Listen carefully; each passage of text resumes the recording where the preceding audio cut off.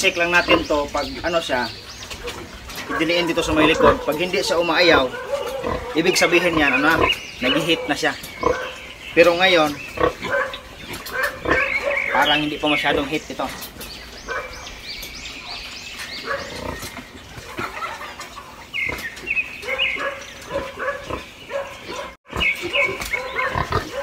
Parang malapit na talaga.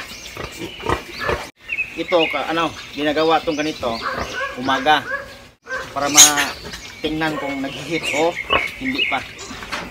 Kasi, pag yung baboy, na-AI natin na hindi masyado yung standing hit niya ay hindi masyadong, ano, hindi pa masyadong nasa standing hit.